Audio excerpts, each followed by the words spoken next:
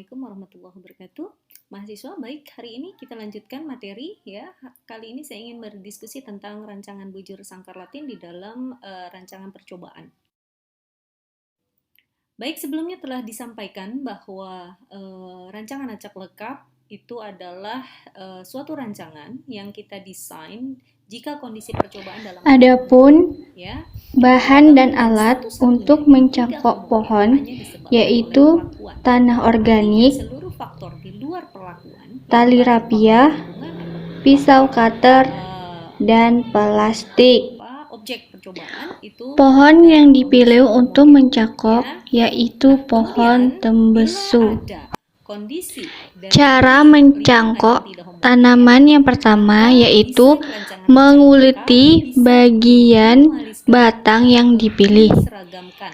Ini bisa dilakukan dengan cara membuat sayatan di kulit batang dengan ukuran panjang sekitar 10 cm. Dan juga cara ini dilakukan supaya kambium di daerah yang akan dicangkok mengering dan hilang. Selanjutnya, memasukkan tanah ke dalam plastik yang sudah dicampurkan dengan air. Pastikan agar campuran air dan tanah dalam komposisi yang tepat, tidak terlalu cair atau padat. Hal ini dimaksudkan agar campuran tanah dapat menempel ke batang pohon dengan baik. Langkah yang terakhir yaitu menempelkan campuran tanah pada cangkokan. Pada tahap ini kita perlu sedikit waspada agar hasil cangkokan itu sempurna. Tempelkan campuran tanah dan air langsung ke dalam sayatan secara melingkar. Setelah itu, bungkus gundukan tanah tersebut dengan plastik, lalu ikat dengan tali. Setelah itu, bungkus gundukan tanah ditusuk-tusuk agar udara masuk. Berikut cangkokan yang kedua dari pohon tembesu. Berikut cangkokan yang ketiga dari pohon tembesu. Cara mencangkok tanaman yang pertama yaitu menguliti bagian batang yang dipilih. Ini bisa dilakukan dengan cara membuat sayatan di kulit batang dengan ukuran panjang sekitar 10 cm. Dan juga cara ini dilakukan supaya kambium di daerah yang akan dicangkok mengering dan hilang. Langkah yang terakhir yaitu menempelkan campuran tanah pada cangkokan. Pada tahap ini kita perlu sedikit waspada agar hasil cangkokan itu sempurna. Tempelkan campuran tanah dan air langsung ke dalam sayatan secara melingkar. Setelah itu, bungkus gundukan tanah tersebut dengan plastik, lalu ikat dengan tali. 8 kelompok perlakuan tidak disarankan karena sangat besar sekali, ya. Setelah itu, bungkus gundukan tanah ditusuk-tusuk agar udara masuk. Kemudian pencangkokan kedua pada pohon kita menggunakan multifaktorial. Selanjutnya yaitu proses penyetekan pada tanaman. Tanaman yang dipilih untuk penyetekan ini adalah tanaman pohon durian dengan tanaman pohon alpukat. Desainnya berbentuk bujur sangkar dan perlakuan nanti kita akan berikan simbol biasanya dengan huruf Latin kapital. Ya, huruf Latin kapital. Misalnya A, B, C, dan D. Ya, kalau sampai 8 misalnya ya sampai E, F, G, dan H. Apa keuntungan dari RBSL? Ya, proses pengambilan ranting alpukat dari pohon induk. Yang pertama yang harus dilakukan yaitu pilih batang dengan diameter 1 cm dan berdaun hijau tua. Lalu bersihkan percobaan, ya. Mengurangi keragaman galat yang pertama, Jarak yang potong kedua, harus analisisnya masih 0,5 relatif lebih mudah, cm kemudian di dan atas dapat mata memperbanyak tunas kesimpulan. paling bawah Jadi kalau dan pada 1 RAL cm kesimpulan dari dari uji mata hipotesisnya hanya tunas satu, paling yaitu atas. F hitung dibandingkan dengan F tabel. Ya, karena keragaman hanya satu. Lalu kemudian RAG. RAG itu kesimpulannya ada dua. Ada satu kelompok dan ada satu kesimpulan untuk perlakuan. Nah, pada RBSL kita bisa menambah jumlah kesimpulan di mana kesimpulannya menjadi 3, yaitu kesimpulan. Lalu, pastikan memotongnya dengan bentuk runcing agar mudah ditancapkan. Ya. Lalu bagaimana cara penempatan perlakuan? Ya, sama dengan rancangan acak ya, memang masih proses pengacakan. Ini masih rancangan acak ya. Nah, yang pertama itu adalah perlakuan ditempatkan dalam satu baris atau satu kolom. Tidak boleh ada yang sama. Jadi kita tempatkan dulu ke semua. Setelah ditancapkan, lalu dibungkus dengan plastik. Dibungkus dengan plastiknya sampai ke ujung batang. Lalu tentukan mana yang merupakan kelompok. Membungkusnya harus sangat teliti dan harus sangat rapat sehingga tidak akan lepas penyetekannya. 1, 2, 3, dan 4 ya, kita tentukan, kita acak dulu ya, kita tempatkan dulu sehingga tidak ada pengulangan di dalam baris dan kolom. Lalu kita tentukan baris. Selanjutnya, penyetekan pada pohon durian. Langkah-langkahnya sama dengan penyetekan pada pohon alpukat. Yang pertama yaitu pilih batang dengan diameter 1 cm dan berdaun hijau tua. Pastikan batang memiliki 3-4 mata tunas dan potong sekitar 10-15 cm. Jarak potong harus 0, cm di atas mata tunas paling bawah dan 1 cm dari mata tunas paling atas. Pastikan memotongnya dengan bentuk runcing agar mudah ditancapkan. Misalnya ada 4 perlakuan dan 4 ulangan. Ya, perlakuan A, B, C, dan D. Lalu kita tempatkan dulu. Kita memang desain, tempatkan. Setelah ditancapkan, lalu dibungkus dengan plastik juga.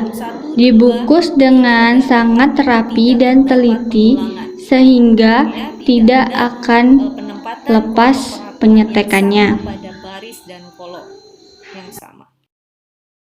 Lalu ini sebagai contoh ya. Tadi ada A, B, C, lalu kita tentukan mana baris atau lajur dan mana kolom. Ya, dan unit percobaannya tentu saja 4x4 karena bujur sangkar ya, jadi 16 unit.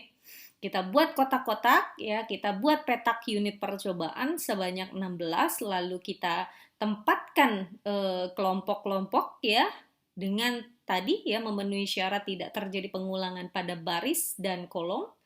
Lalu kita mulai melakukan pengacakan. Ya. Berikut hasil dari penyetekan 2 spesies sebanyak 5 tanaman, yaitu ada 2 tanaman pohon durian dan 3 tanaman pohon alpukat. Terima kasih atas perhatiannya, semoga bermanfaat. Ya, kemudian C, C, C, D, D, D, dan B. Begitu juga dengan diagonal yang bawah ke kiri, B, B, B, D, D, D, dan C. Ya, lalu tadi tentukan mana baris dan mana kolom. Ya, maka kita tentukan bahwa satu baris adalah yang ke bawah dan kolom adalah yang ke kanan. Oke, kita beri namanya baris dan kolom. Setelah itu, lakukan pengacakan baris pada baris ke-1. Ya, tadi diacak, maka diperolehlah DBAC, BACD, tapi dengan syarat tidak boleh ada pengulangan pada baris dan kolom yang sama. Ya, setelah itu, setelah diacak secara horizontal, ya, secara baris, lalu pengacakan kolom, ya, ke bawah. Pengacakan dilakukan ke bawah per kolom. Kolom 1, kolom 2, kolom 3, kolom 4. maka ini sudah terakhir ya, final dari unit percobaan yang diberi atau yang diterapkan perlakuan ya. Pada baris 1 kolom 1 maka diberi perlakuan B. Baris 2 kolom 1 diberi perlakuan A, baris 3 kolom 1 diberi perlakuan D, dan baris 4 kolom 1 diberi C, dan seterusnya. Oke, jadi ini adalah pengacakan dan metode untuk rancangan bujur sangkar Latin. Ya, kurang lebih sama dengan rak, cuma bedanya adalah ada pengacakan baris dan ada pengacakan terhadap kolom. Lalu bagaimana dengan model linear dari rancangan bujur sangkar Latin? Ya, hanya menambahkan satu faktor, yaitu faktor gamma. Ya, sebelumnya sudah ada YIJK, YIJ sama dengan mu plus beta I plus gamma. Ya, jadi gamma ini adalah tambahan untuk RBSL dari rancangan acak kelompok. Ya, kemudian VK dan epsilon IJK, di mana I adalah baris ke-1, 2, dan M. J adalah kolom ke-1, 2, 3 sampai dengan M, ya. K adalah perlakuan kelompok 1, 2, 3 dan sampai ke M, ya. Dengan asumsi di mana sigma beta I sama dengan sigma beta J sama dengan sigma VK itu sama dengan 0. Maka YIJK itu merupakan respon atau hasil pengamatan yang dicatat dari perlakuan ke K yang dipengaruhi oleh baris ke I dan kolom ke J. Ya, ini menjadi notes. Nanti Anda pada saat mengerjakan soal atau misalnya melakukan riset, masukkan apa komponen barisnya, apa komponen kolomnya, dan apa nama dari perlakuannya. Lalu mu seperti sebelumnya, yaitu rata-rata umum yang sebenarnya. Lalu kemudian beta I adalah efek dari baris ke I, kemudian gamma J adalah efek dari kolom ke J, PK adalah efek dari perlakuan ke K, dan epsilon IJK adalah efek unit eksperimen ya dalam baris ke I dan kolom ke J akibat perlakuan ke K. Oke, ya bisa dipahami. Nah, lalu sesuai dengan keragaman, maka hipotesisnya harus dibuat sejumlah faktor keragaman. Dalam RBSL tadi sudah saya sampaikan ada 3. Ya, jadi hipotesisnya adalah kita buat hipotesis pengaruh terhadap perlakuan, ya, hipotesis 0 dan hipotesis 1 kita buat, di mana hipotesis 0 adalah V I sama dengan V R sama dengan 0. Perlakuan tidak berpengaruh terhadap respon.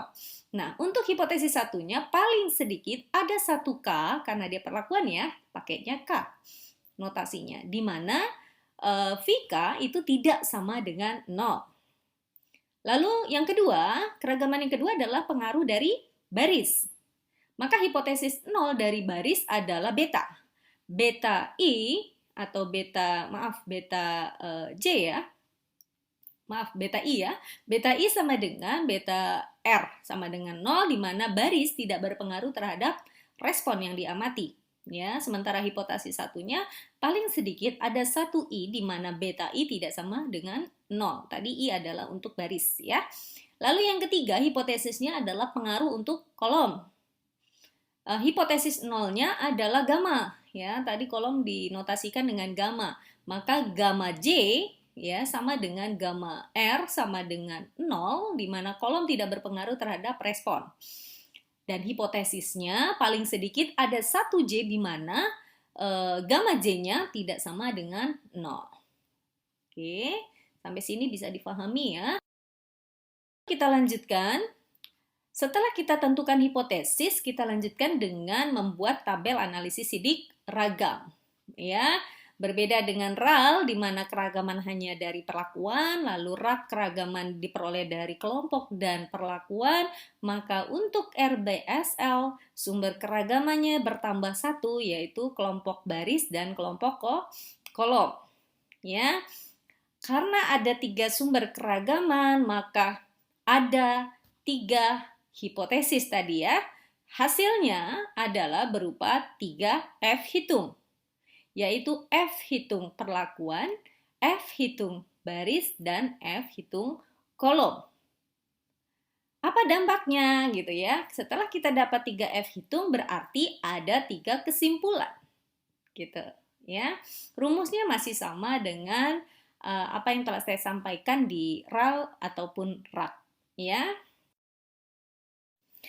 Rumusnya kita cari pertama itu adalah dengan mencari nilai faktor koreksi ya, Y titik kuadrat dibagi T kuadrat. Kenapa T kuadrat? Karena jumlah ulangan sama dengan jumlah perlakuan ya. Jadi 4 kali 4.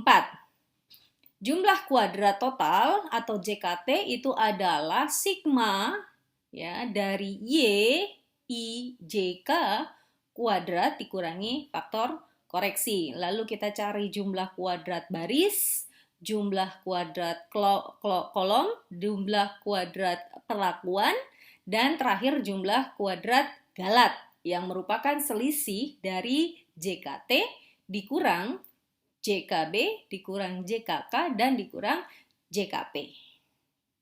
Setelah dapat JKG, kita baru bisa mengisi KT ya, di mana rumus umum KT adalah atau kuadrat tengah itu adalah JK ya, JKB dibagi derajat bebasnya. Jadi kalau JKB dibagi derajat bebas B baris, KTK itu adalah JKK dibagi derajat bebas kolom, KTP itu adalah JKP dibagi derajat bebas perlakuan, dan KTG ya kuadrat tengah galat adalah JKG dibagi derajat bebas dari galat. Nah, baru kita dapat F hitung. F hitungnya juga rumusnya masih sama dengan RAL dan RAK, di mana seluruh KT ya, seluruh kuadrat tengah baik KTB, KTK dan KTP itu dibagi dengan KTG ya, kuadrat tengah galatnya. Maka diperolehlah nilai F hitung. Setelah itu baru kita bisa dapat kesimpulan ya. Kesimpulannya ada 3 ya, pengaruh oleh baris, pengaruh oleh kolom, dan pengaruh perlakuan. Semuanya memiliki rumus umum yang sama, di mana jika F hitung kurang dari alfa derajat bebas untuk baris, tentu saja derajat bebas baris dan derajat bebas galat. Ya, jika F hitung kurang dari F tabel, tidak ada perbedaan antar baris atau kolom atau perlakuan. Ya, jadi sama rumus umumnya. Tetapi jika Anda F hitungnya lebih besar dari F tabel untuk masing-masing keragaman, maka kita tolak H0 atau terima H1, di mana terdapat perbedaan ya antar baris atau antar kolom atau antar perlakuan terhadap respon. Ya, maka kesimpulan sudah bisa kita bahas gitu ya. Baik, saya rasa materi saya tentang rancangan bujur sangkar Latin cukup sampai di sini. Terima kasih atas perhatiannya. Wassalamualaikum warahmatullahi wabarakatuh.